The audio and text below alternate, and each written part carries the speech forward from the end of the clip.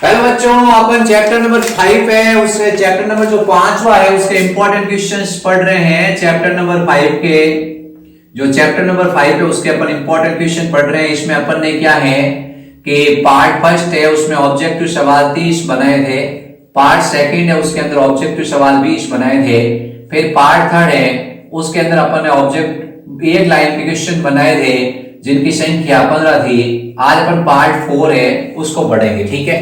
तो इसके अपन इंपॉर्टेंट सवाल पढ़ रहे हैं। जो चैप्टर 5 है उसके इंपॉर्टेंट क्वेश्चन है। चैप्टर का नाम है अनुवांशिकता व विविधता के सिद्धांत। अब सवाल है, मनुष्य में आलिंग और लिंग गुणसूत्रों की संख्या कितनी होती है, यानी आलिंग क्रोमोसोम जिनको अपन क्या कहते हैं ऑटोसोम के नाम से जानते हैं, ठीक है, और लिंग क्रोमोसोम जिनको अपन एलोसोम कहते हैं, इनकी संख्या पूछी है कि लिंग क्रोमोसोम और आलिंग क्रोमोसोम की संख्या कितनी है। तो अपना उत्तर होगा 22 जोड़ी और 1 जोड़ी। 22 जोड़ी होते हैं, वो नर और मादा में समान होते हैं, इनको अपन कहते हैं 44।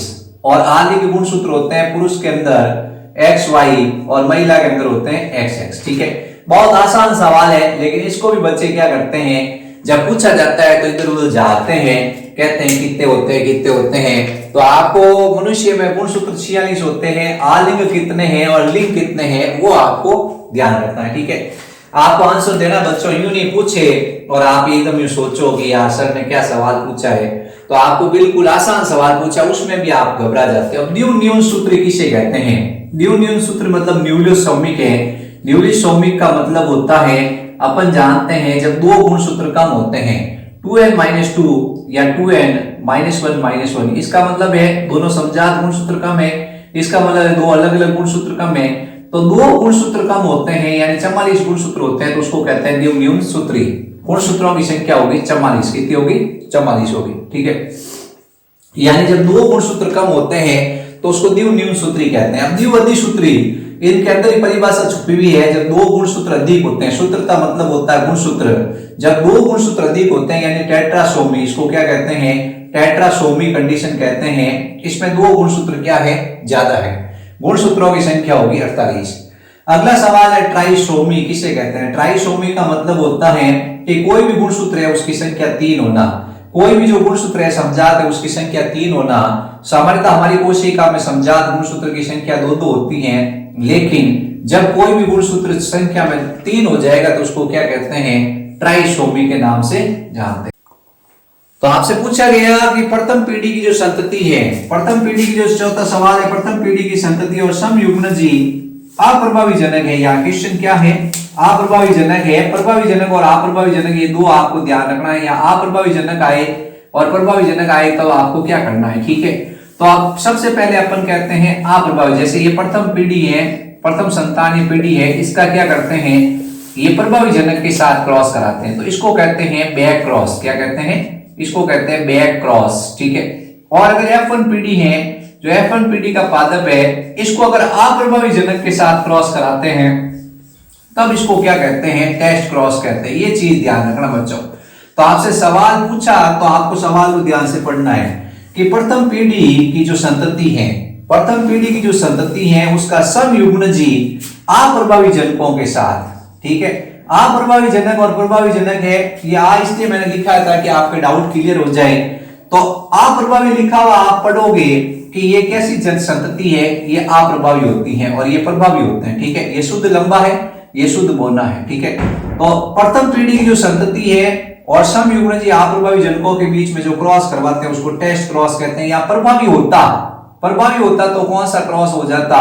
बैक क्रॉस हो जाता। कौन सा हो जाता? बैक क्रॉस हो जाता, ठीक है। ये आपको ध्यान रखना। बैक क्रॉस को कहते हैं संकर पूर्वज संकरण। बैक क्रॉस को कहा जाता है संकर पूर्वज संकरण, ठीक है। तो एक संकर पूर्वज संकरण है और एक परीक्षण संकरण, इन दोनों को आपको अलग अलग ध्यान रखना। अब अपने क्वेश्चन आ गए बच्चों, 5 क्वेश्चन है, आप लोगों को ध्यान से क्वेश्चन को समझना है। अगला क्वेश्चन है, सहलग्नता किसकी आवृत्ति कम हो जाती है? सहलग्नता मतलब होता है कि ये जो जीन होते हैं वो बिल्कुल क्या होते हैं? पास पास होते हैं। क्या होते हैं? और जीन साथ साथ रहते हैं, ठीक है। जीनों के साथ साथ रहने की प्रवृत्ति और एक साथ प्रकट होने की प्रवृत्ति को सहलग्नता कहते हैं। अब ये किसकी आवृत्ति कम हो जाती है? जब सहलग्नता ज्यादा होगी तो एक फॉर्मूला याद रखना है, सहलग्नता समानुपाती 1 पुनर्योजन। सहलग्नता समानुपाती 1 पुनर्संयोजन। जब सहलग्नता ज्यादा होगी तो पुनर्संयोजन कम होगा। ठीक है, तो अपने को बताना है कि ये चीज बढ़ेगी यानी जीन साथ साथ रहेंगे तो वो साथ साथ ही प्रकट होंगे। और पुनर्योजन का मतलब होता है जो जीन है उनका क्या होता है, विनिमय हो जाता है। ठीक है, ये जीन जैसे ए है, ये जीन बी है, ये जीन स्मॉल ए स्मॉल बी है, ये ए के स्थान पर बी चला जाता और बी के स्थान पर ए आ जाता मान लो कोई, तो एक जीन बदल गया तो इसको कहते हैं पुनर्संयोजन। क्या कहते हैं? और सहलग्नता होती है वो क्या करती है, पुनर्संयोजन का विरोध करती है। तो क्या कम हो जाएगा, तो अपने को पता ही है पुनर्संयोजन कम हो जाएगा। जब सहलग्नता बढ़ेगी तो पुनर्संयोजन कम हो जाएगा, ये चीज आपको ध्यान रखनी है। अब इन्होंने क्वेश्चन सिंपल सा पूछ दिया, सहलग्नता में किसकी आवृत्ति कम हो जाती है, तो आपका उत्तर होगा पुनर्संयोजन, रिकॉम्बिनेशन। डाई हाइब्रिड परीक्षार्थी संकरण, जो डाई हाइब्रिड परीक्षार्थी संकरण है यानी डाई हाइब्रिड क्रॉस है, उसमें 1:1:1 क्या सिद्ध करता है, अपने को पता है कि ये सिद्ध करता है जीन सहलग्न नहीं है, यानी जीन सहलग्न होते तब ये अनुपात आपको बताना है 1:1:1:1 नहीं आता। ठीक है, अगला सवाल है कोडॉन GUG किस एमिनो अम्ल को कोड करता है, वैलिन को। किसको कोड करता है, GUG किसको कोड करता है, वैलिन को। अगर यहाँ GAG होता तो आपको बताना है ये क्या है, ये ग्लूटेमिक एमिनो अम्ल को कोडित करता है। किसको कोडित करता है, ग्लूटेमिक को। ये आपको ध्यान रखना है कि GUG किस एमिनो अम्ल को कोड करता है, वैलिन को, और GAG किसको कोड करता है, ग्लूटेमिक को। ZZZW प्रकार का लिंग निर्धारण किसमें पाया जाता है, पक्षियों में पाया जाता है, ये अपने ध्यान रखना है। अगला सवाल है, जब विषम युग्मजीय अवस्था में, ये विषम युग्मजीय अवस्था है, ये कैसी अवस्था है जिसमें दोनों कारक अलग अलग होते हैं, ये विषम युग्मजीय अवस्था है, ये विषम युग्मजीय अवस्था है, ये विषम युग्मजीय अवस्था है। जब विषम युग्मजीय अवस्था में, विषम युग्मजीय मतलब जिसमें दोनों युग्मक अलग अलग प्रकार के कारक हो युग्म होंगे, विषम युग्मजीय अवस्था में जोड़े के दोनों युग्म विकल्पी पूर्णतया प्रकट होते हैं, यानी एक साथ दोनों प्रकट होते हैं, उसको क्या कहते हैं, सहप्रभाविता कहते हैं। ए प्रतिजन बनाता है, बी प्रतिजन बनाता है। जब दोनों एक साथ प्रकट होते हैं, दोनों युग्म विकल्पी पूर्णतया प्रकट होते हैं, तब उसको क्या कहते हैं, सहप्रभाविता कहते हैं। ये अपने ध्यान रखना। ठीक है,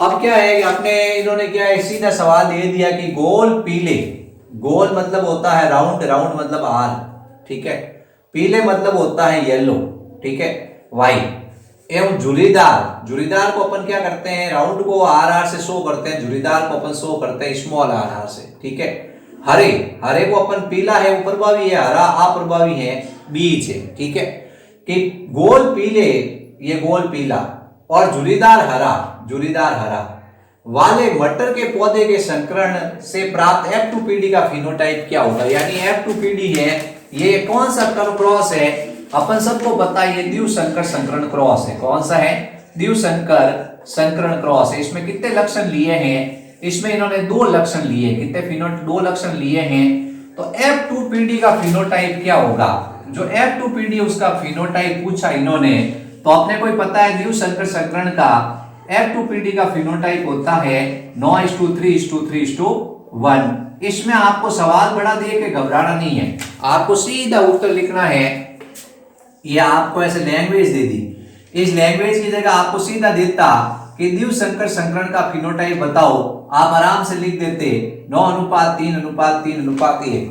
इसने सवाल बड़ा लिखा, आप सोच में पड़ गए क्या हो रहा है क्या नहीं हो रहा है। आपको सीधा गोल पीला झुर्रीदार हरा, 2 लक्षण है। कितने लक्षण है, 2 लक्षण है, दोनों शुद्ध जनक है। कैसे जनक है, दोनों शुद्ध जनक है।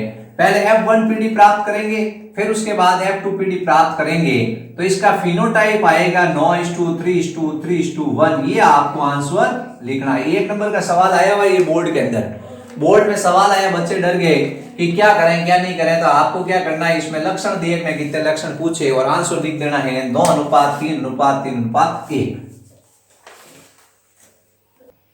अब अपन ने सवाल दिया एक हीमोफीलिया ग्रस्त पुरुष, यानी एक हीमोफीलिया ग्रस्त पुरुष है। हीमोफीलिया ग्रस्त पुरुष का मतलब हीमोफीलिया रोगी, ये हीमोफीलिया रोगी पुरुष का निशान है। ठीक है, हीमोफीलिया ग्रस्त पुरुष की शादी सामान्य स्त्री के साथ, ये सामान्य स्त्री है। ठीक है, ये स्त्री कैसी है, सामान्य है। ठीक है, अब इन्होंने पूछा है कि इनकी शादी करवाने पर उत्पन्न पुत्र होंगे, सिर्फ इन्होंने पुत्र पूछे हैं, ठीक है। तो अपने को क्या करना है कि ये क्रॉस करना है, हवा में तीर अपन नहीं मारेंगे, ठीक है। तो सबसे पहले अपन लिखेंगे इसको, इससे दो युग्मक बनेंगे x h और y, दो तरह के शुक्राणु बनेंगे और महिला एक ही तरह के अंडे उत्पन्न करेगी x और x, ठीक है। इसको इससे गुणा करेंगे, पुत्री, पुत्री होगी वाहक, इसको इससे गुणा करेंगे, पुत्री होगी वाहक, इसको इससे गुणा करेंगे, पुत्र होगा सामान्य, और इसको इससे गुणा करेंगे, पुत्र होगा सामान्य। तो आपका रिजल्ट आएगा सभी पुत्र सामान्य है। किसी का आया क्या ऐसा, किया क्रॉस, तो आपको इस तरह से क्रॉस करके देखना सभी पुत्र कैसे होंगे, सामान्य होंगे। आप हवा में तीर नहीं मारना, आप देखो अपने को ऐसा सवाल आए तो टोरे नहीं मारने, आपको ये लिखना है हीमोफीलिया ग्रस्त का सिंबल होता है पुरुष का ये, हीमोफीलिया सामान्य पुरुष का ये, रोगी महिला का ये, और रोग वाहक महिला का ये, और सामान्य महिला का ये। सामान्य महिला खट आप क्रॉस करवा दो, वाहक महिला क्रॉस करवा दो, फिर उसके बाद आपको बताइए रोगी महिला, रोगी पुरुष और सामान्य पुरुष, ठीक है। ये आपको क्रॉस करवाना है, ठीक है। क्रॉस करवा के आपको देखना है बच्चे कैसे हो गए, ये कैसी है, ये वाहक स्त्री, ठीक है। और ये क्या है, ये आपको बताना है वाहक स्त्री, और ये क्या है, सामान्य पुत्र और सामान्य पुत्री, ठीक है, यानी वाहक पुत्री है, सॉरी, ठीक है। तो ये ध्यान रखना आपने को।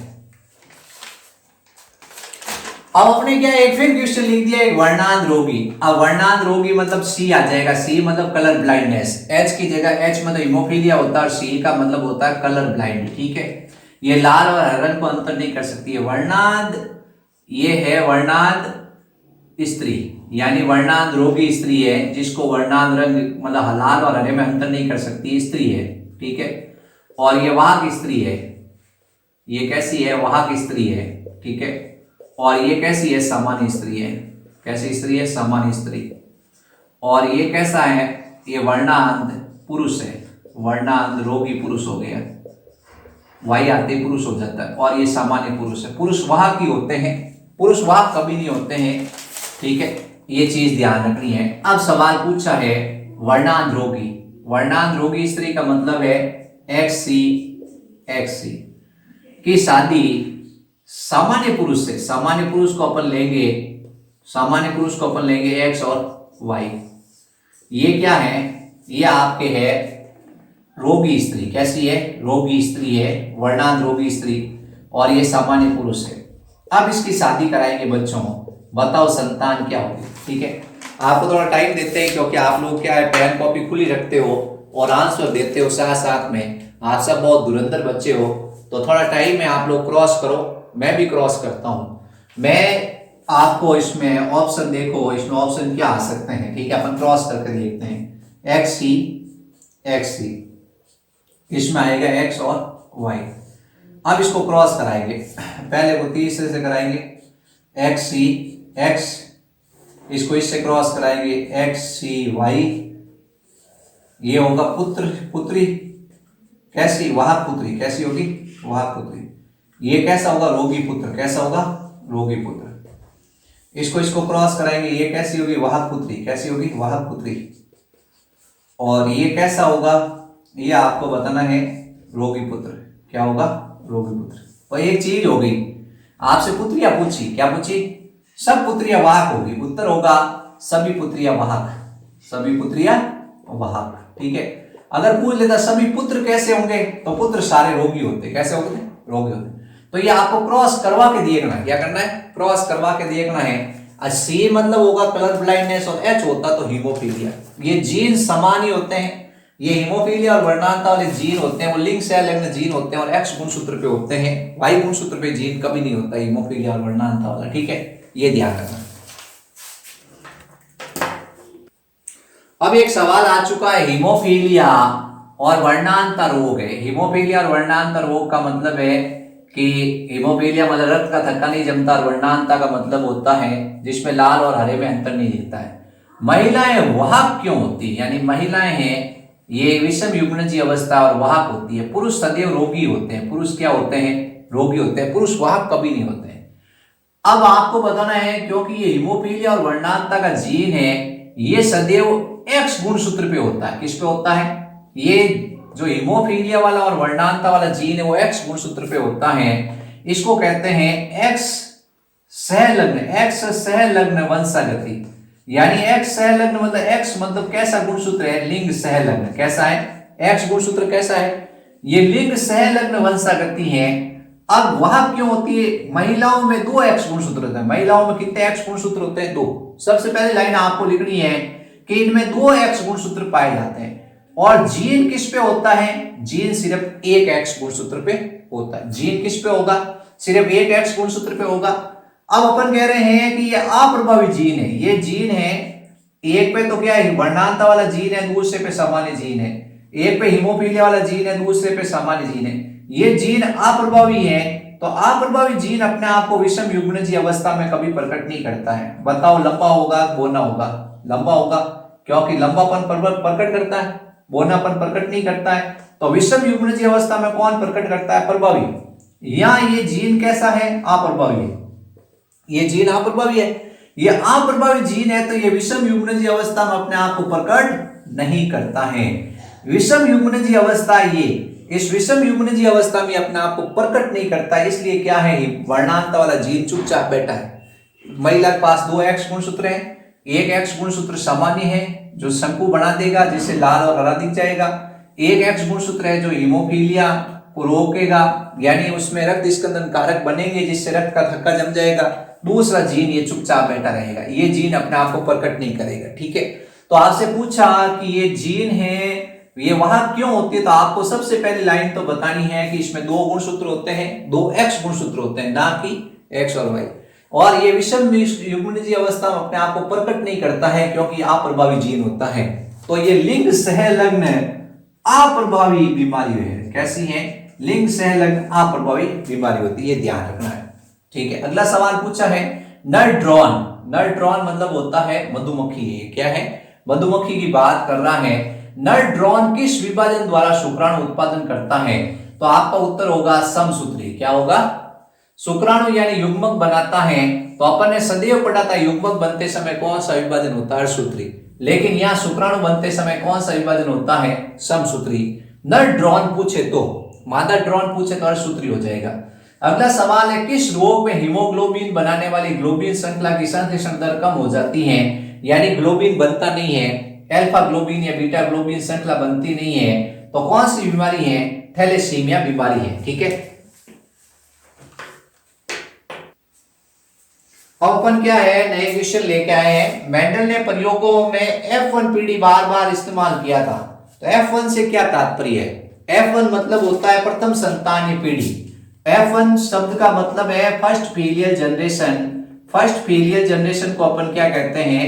F1 जनरेशन के नाम से जानते हैं। ठीक है, तो मेंडल के प्रयोगों में F1 से क्या तात्पर्य? तो आपको उत्तर लिखना है प्रथम संतानीय पीढ़ी। अगला सवाल है तद्रुप प्रजनन सम से क्या तात्पर्य है? तद्रुप प्रजनन सम का मतलब होता है हमें एक ऐसा वंशक्रम तैयार करना है जो कि एक स्थायी विशेषांक को क्या करता है? निर्माण करेगा। यानी वह वंशक्रम जो कई पीढ़ियों तक स्वपरागण के फलस्वरूप स्थायी विशेषांक प्रदर्शित करता है। यानी आपको क्या करना है? कई पीढ़ियों तक स्वपरागण कराना है और समयुग्मनजी पादप प्राप्त करने हैं, तो उसको कहते हैं तद्रुप प्रजनन सम। तो इसमें आपको डेफिनेशन अच्छी तरह याद होनी चाहिए। वह वंशक्रम जो कई पीढ़ियों तक स्वपरागण के फलस्वरूप स्थायी विशेषांक प्रदर्शित करता है उसे तद्रुप प्रजनन सम कहते हैं। ये एक इंपॉर्टेंट क्वेश्चन है, आपको परिभाषा याद हो जानी चाहिए। फिर लक्षण सामान्यतः 3 या अधिक जीनों द्वारा नियंत्रित होते हैं, उन्हें क्या कहते हैं? नाम से ही पता चल जाएगा, बहुजीनी लक्षण। यानी लक्षण 3 से अधिक जीनों द्वारा नियंत्रित हो रहे हैं तो उसको कहते हैं बहुजीनी लक्षण। ठीक है, अब अगला सवाल अपूर्ण प्रभाविता किसे कहते हैं? इसका लक्षण प्रारूप और जीनी प्रारूप लिखो। तो परिभाषा है विषम युग्मनज अवस्था या F1 पीढ़ी में जब कोई प्रभावी कारक अपने आप को पूर्णतया प्रकट नहीं कर सकता है और प्रभावी और अप्रभावी युग्म विकल्पी के बीच का एक नया लक्षण प्रकट होता है, इसे अपूर्ण प्रभाविता कहते हैं। एक अपने अपने कोर्स में एग्जांपल है कि ये लाल पुष्प है, इसका क्रॉस किसके साथ करवाया? सफेद पुष्प के साथ। मेडल के अनुसार सभी पुष्प कैसे होने चाहिए? लाल। लेकिन लाल है वो प्रभावी है और ये सफेद है वो अप्रभावी है, इनका क्रॉस कराया तो F1PD में सभी पुष्प है वो बे अपने आगे गुलाबी। कैसे आगे? गुलाबी आगे। तो लाल और सफेद के बीच वाला, लाल और सफेद के बीच वाला एक नया लक्षण हो गया जिसका नाम है गुलाबी। ठीक है, यानी कि F1PD में प्रभावी कारक अपने आप को पूर्णतया प्रकट नहीं कर पाया और प्रभावी और अप्रभावी के बीच का एक नया लक्षण प्रकट हो गया, तो इसे कहते हैं अपूर्ण प्रभाविता। यानी लाल रंग अपने आप को पूर्णतया प्रकट नहीं कर पाया, उसमें सफेद थोड़ा मिक्स हो गया तो एक नया लक्षण आ गया जिसको कहा गुलाबी। क्या कहा? गुलाबी। तो गुलाबी अपन जैसे ही पूछेंगे आपसे अपूर्ण प्रभाविता तो आप बताओगे लाल और सफेद को क्रॉस करवाते हैं तो क्या होता है? गुलाबी फूल आ जाते हैं। इसका मतलब प्रभावी लक्षण अपने आप को पूर्णतया प्रकट नहीं कर पाया, प्रभावी और अप्रभावी के बीच का नया लक्षण हो गया। अब इसको अपन क्रॉस करेंगे, कैपिटल RR ये F1PD है, इसको अपन क्रॉस करेंगे तो F2PD प्राप्त होगी। F2PD में क्या होगा? इस तरह से आप ये बना के देख लोगे, capital R small r, capital R small r, RR लाल, R स्मॉल r, ये हो गया अपन अच्छा सही बनाते तुम लोगों को, capital R small r, capital R small r, RR गुणा करेंगे RR, RR, RR, RR। ठीक है, तो ये हो गया अपने लाल, एक तो आएगा लाल, दो आएंगे गुलाबी और एक आएगा सफेद। ठीक है, F2PD का जीनी प्रारूप आएगा 1:2:1। Capital R 1, capital R small r 2 और स्मॉल r 1। तो लक्षण प्रारूप और जीनी प्रारूप दोनों सेम होगा 1:2:1। ये आपको क्रॉस बना के प्रैक्टिस करनी है। ठीक है, इसका मैंने एक लंबा वीडियो डाल रखा है अपूर्ण प्रभाविता का, आप लोग देख सकते हैं। अब अपने 4 सवाल मैंने और लिख दिए हैं। बहुजीनी लक्षण किसे कहते हैं? यानी कुछ लक्षण ऐसे होते हैं जिन्हें बहुजीनी लक्षण कहते हैं। तो अपन कहते हैं कि जब लक्षण क्या होता है एक से अधिक जीन द्वारा नियंत्रित होते हैं तो उसको बहुजीनी लक्षण कहते हैं। यदि किसी लक्षण की वंशागति या कारक, यदि किसी लक्षण की वंशागति या कारक, अपन कह रहे हैं वंशागति कारक है, वो एक से अधिक युग्मों द्वारा होती है, एक से अधिक युग्मों द्वारा होगी तो उससे कहते हैं बहुजीनी वंशागति। नाम से ही पता चल जाएगा किसी लक्षण के लिए एक से अधिक जीन उत्तरदायी होते हैं और जो अलग अलग गुण सूत्रों पर स्थित होते हैं उसे कहते हैं बहुजीनी लक्षण। ठीक है, अगला सवाल है द्विसंकर परीक्षण। द्विसंकर परीक्षण संकरण पूछा इसने। परीक्षण शब्द आते ही, परीक्षण शब्द आते ही आपका तुरंत माइंड डाइवर्ट हो जाएगा कि F1PD के पादप है उनका संकरण किसके साथ कराते हैं? F1PD के पादपों का संकरण कराते हैं अप्रभावी जनक के साथ। तो अब द्विसंकर संकरण में क्या आया था? Capital Y small y, capital R small r। ये क्या थी? ये F1PD थी। इस F1PD का क्रॉस किसके साथ कराना है? आपको अप्रभावी जनक के साथ करवाना है। किसके साथ करवाना है? अप्रभावी जनक के साथ करवाना है। ठीक है, द्विसंकर मतलब दो लक्षण लेंगे, एक तो लेंगे अपन ये जैसे बीज का रंग और एक बीज का आकार। ठीक है, दो लक्षण लिए फिर अपन ने क्रॉस करें। अब इसका क्रॉस करा के आप लोग देख के बताओ कि इसका जीनी प्रारूप और लक्षण प्रारूप क्या आएगा। ये क्रॉस सब प्रैक्टिस करो, बहुत आसान क्रॉस है, मैं एक बार करा देता हूं, आप लोग प्रैक्टिस नहीं करोगे मुझे पता है। सबसे पहले क्या है? कैपिटल Y और इससे 4 तरह के युग्मक बने, कैपिटल Y, कैपिटल R, फिर बनेगा कैपिटल Y और स्मॉल r, फिर बनेगा स्मॉल y और कैपिटल R, फिर बनेगा स्मॉल y और स्मॉल r। इससे 4 तरह के, इसमें एक तरह का युग्मक बनेगा कैपिटल Y, स्मॉल y और स्मॉल r, इससे एक ही तरह का युग्मक बनेगा। ठीक है, अब अपन इसको क्रॉस करा के देख लेते हैं। Capital Y small y, capital R small r, फिर ये बनेगा capital Y small y small r, ये बनेगा capital small y capital R small r, ये बनेगा स्मॉल y स्मॉल r। ठीक है, ये कैसा होगा? ये पीला और गोल, ये कैसा होगा? पीला और जुड़ीदार। ये होगा हरा और गोल, ये होगा हरा और झुर्रीदार, तो चारों अलग अलग तरह के आएंगे। ये आएगा पीला गोल, ठीक है, ये आएगा पीला और झुर्रीदार, ये आएगा हरा और गोल, ये आएगा हरा और झुर्रीदार, ठीक है। तो इसका लक्षण प्रारूप आया 1:1:1:1:1, ठीक है। जीनी प्रारूप, जीन देखेंगे चारों के जीन अलग अलग है, तो जीनी प्रारूप भी ये आएगा, क्या आएगा, ये परीक्षा बोर्ड परीक्षा में सवाल आया, बच्चे डगमगा गए, बच्चे सोच में पड़ गए क्या आंसर दें क्या आंसर नहीं दें। आपको एक रामबाण इलाज बता दूं, परीक्षण संकरण आप शब्द देखना और उत्तर 1:1 ही लिखना, ठीक है। अगर द्विव संकर आए तब तो ये 1:1:1:1 लिखना, और एक संकर आ जाए यहां तब आपको क्या करना है, वही 1:1, ये आपको एक गांठ बांध लेनी है। आपको क्रॉस नहीं आता कोई बात नहीं, इतना सा आप लोग समझ लो, ठीक है। अगला सवाल है फेनाइल कीटो में विभेदी है, ये किस एंजाइम के उत्तरदायी जीन में परिवर्तन कारण होती है। तो एक एंजाइम होता है जिसका नाम होता है फेनिलएलेनिन हाइड्रोक्सिलेज। ये फेनिलएलेनिन हाइड्रोक्सिलेज एंजाइम क्या करता है, जो फेनिलएलेनिन होता है उसको टायरोसिन में बदलता है, ठीक है। तो आपका उत्तर होगा फेनिलएलेनिन हाइड्रोक्सिलेज एंजाइम। ये एंजाइम नहीं होगा तो फेनिलएलेनिन मस्तिष्क में इकट्ठा होगा और मस्तिष्क के अंदर मंदता लाएगा। अब ये सवाल बार बार रिपीट हो रहा है, HbA1 HbA2 किस रोग से संबंधित है, थैलेसीमिया। अब सवाल और भी घातक आ चुका है, जब विषम युग्मनजी, ये क्रॉस आप सब लोग कराओगे, जब विषम युग्मनजी बैंगनी पुष्प, अगर आप वीडियो देख रहे हो तो आप ये क्या है कमेंट बॉक्स में इसका उत्तर लिख के भेजोगे मुझे। जब विषम युग्मनजी बैंगनी, विषम युग्मनजी बैंगनी मतलब ये क्या है, ये विषम युग्मनजी बैंगनी है, ठीक है। ये बैंगनी पुष्प का निशान इस तरह का होता है, कैपिटल WW बैंगनी, शुद्ध बैंगनी। ये है सम युग्मनजी बैंगनी, ये है विषम युग्मनजी बैंगनी। जब विषम युग्मनजी बैंगनी पुष्प का संकरण अप्रभावी सफेद पुष्प के साथ, ये सफेद पुष्प का निशान ऐसा होता है, ठीक है। जब विषम युग्मनजी बैंगनी पुष्प का संकरण अप्रभावी सफेद पुष्प के साथ करवाया जाता है तो लक्षण प्रारूप और जीनी प्रारूप होगा। तो ये परीक्षण संकरण है, क्या है, परीक्षण संकरण है, ठीक है। अब आप लोग बताओ मुझे क्या होगा, क्रॉस इनका करा कर देखना और मुझे कमेंट बॉक्स में उत्तर लिखना। अगर कोई बच्चा मेहनती है तो वो ये क्रॉस करवा के मुझे उत्तर भेज देगा, और मेहनती नहीं है, न्यू टाइम पास कर रहे हैं तो वो उत्तर नहीं लिख पाएंगे, ठीक है।